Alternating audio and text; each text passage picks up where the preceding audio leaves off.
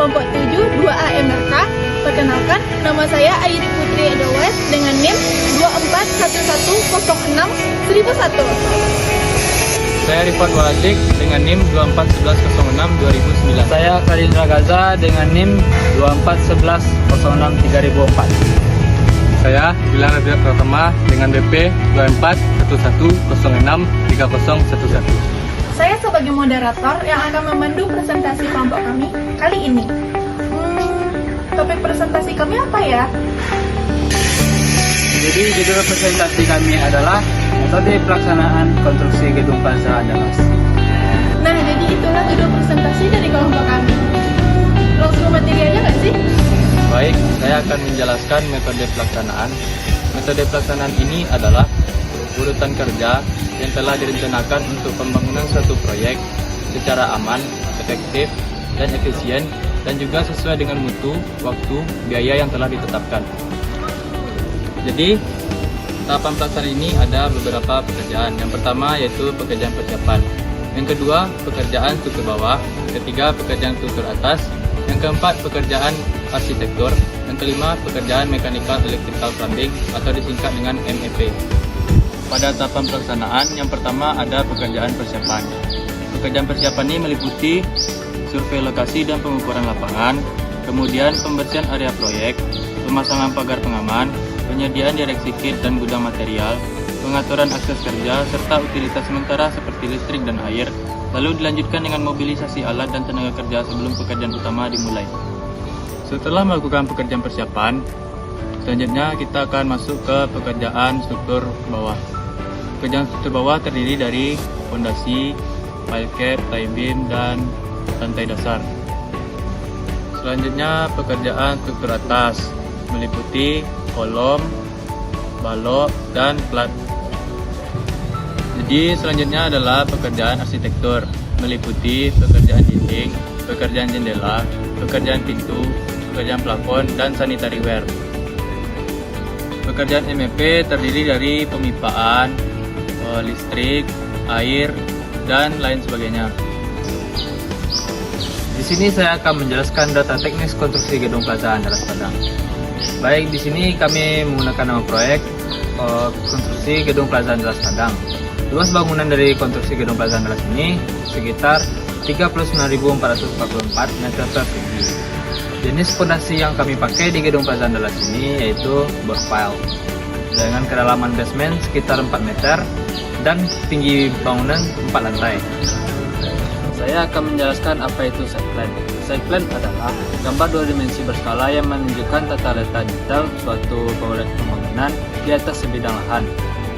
Di sini saya akan menjelaskan site plan di proyek gedung Plaza Andalas Padang. Pada gambar nomor 1 itu ruang peralatan dan gedung. Gambar nomor 2 toilet pekerja. Nomor 3 ruang surveyor dan K3. Yang keempat itu ruang sampah K3. Yang kelima itu ruang genset. Yang keenam itu ada fabrikasi backcasting. Yang ketujuh itu ada stok kayu. Yang kedelapan itu ada ruang direksi kit. Yang ke-9 ada ruangan MEP. Yang ke-10 ada ruang tangki BBM. Yang ke-11 ada ruang mock-up. Yang ke-12 ada itu parkiran. Yang ke-13 ada satpam. Yang ke-14 ada alat power plant. Lanjut ke tahap selanjutnya, yaitu traffic management. Apa itu traffic management? Traffic management adalah proses suatu pengaturan atau optimasi arus lalu lintas untuk kendaraan material yang bertujuan untuk mengatur arus lalu lintas secara aman dan lancar di proyek tersebut. Baik, saya akan menjelaskan traffic management di gedung Plaza Andalas Padang.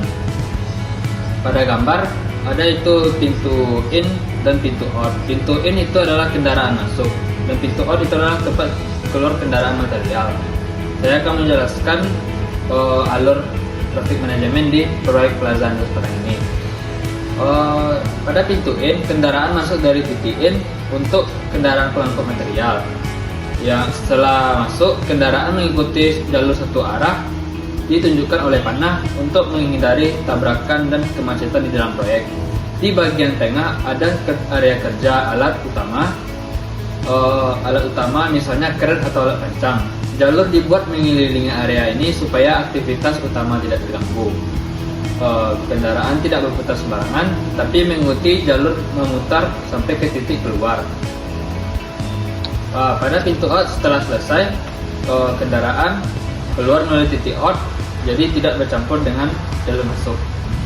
Selanjutnya, sekuen pekerjaan. Sekuen pekerjaan adalah urutan terstruktur suatu proyek atau tugas aktivitas yang harus diselesaikan. Sekuen pekerjaan kami dibagi menjadi dua, yaitu zona A dan zona B. Yang pertama di zona B, yaitu dilakukannya pembersihan lahan, dan di zona A belum dilakukan apapun. Selanjutnya di zona B dilakukannya penahan tanah, yaitu diafragma wall, dan di zona A dilakukan pembersihan lahan. Selanjutnya di zona B dilakukannya galian tanah sedalam 4 meter, dan di zona A dilakukan penahan tanah, yaitu diafragma wall. Selanjutnya di zona B dilakukan fondasi bor pile, dan di zona A dilakukan galian tanah sedalam 4 meter. Selanjutnya di zona B dilakukannya pemotongan kepala tiang, dan selanjutnya di zona A dilakukannya galian tanah sedalam 4 meter. Dan selanjutnya dilakukan lantai kerja pada zona B, dan di zona A dilakukannya kerjaan pemotongan kepala tiang. Selanjutnya di zona B dilakukan pengerjaan pile cap dan tie beam, dan di zona A dilakukannya kerjaan lantai kerja. Selanjutnya di zona B dilakukannya pemasangan balok dan plat lantai 1 yang dilanjutkan dengan zona A plat lantai dan dinding basement. Selanjutnya di zona B dilakukan pemasangan kolom lantai 1, dan di zona A balok dan plat lantai 1. Begitu seterusnya sampai lantai 4. Ketika sudah sampai di zona B kolom lantai 4, dan di zona A balok dan plat lantai 4, selanjutnya di zona B dilakukannya pemasangan balok dan atap, dan di zona A dilakukannya pemasangan kolom lantai 4, dan terakhir dilakukannya finishing di zona A dan zona B. Begitulah sekuen pekerjaan kami di Plaza Andalas Padang.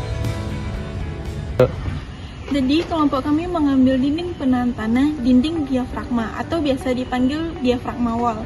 Apa sih dinding diafragma itu? Jadi dinding diafragma itu adalah suatu konstruksi dinding beton bertulang yang dibuat secara slowly trenching, yaitu dengan mengisikan beton ke dalam parit yang telah digali terlebih dahulu, lalu diisikan dengan slurry betonit sebagai stabilisator dari dinding galian. Setelah itu, dimasukkan beton setelah dipasang tuangan. Selanjutnya, fungsi dari dinding diafragma. Yang pertama, menahan longsoran tanah saat penggalian basement. Yang kedua, menahan tekanan dari lateral tanah. Yang ketiga, menahan tekanan dari air tanah. Yang keempat, mengurangi rembesan air ke basement. Yang kelima, melindungi bangunan lain terhadap penurunan tanah. Yang keenam, fungsi dari dinding diafragma ini juga sangat cocok digunakan untuk dinding permanen basement. Selanjutnya, klasifikasi dari dinding diafragma. Yang pertama, menggunakan beton bertulang. Yang kedua, pembuatannya dibuat sebelum penggalian basement. Yang ketiga, memiliki kedalaman yang besar. Yang keempat, memiliki ketebalan 60-120 cm. Yang kelima, pembuatannya menggunakan alat berat khusus seperti grab ekskavator. Untuk mengakhiri video kami mengucapkan terima kasih banyak kepada kelompok 7 dan para penonton yang telah menonton video kami. Kami berharap semoga materi yang telah kami sampaikan tadi bisa bermanfaat bagi kita semua. Jadi kami kelompok 7 mohon undur diri. Kami akhiri dengan Assalamualaikum warahmatullahi wabarakatuh.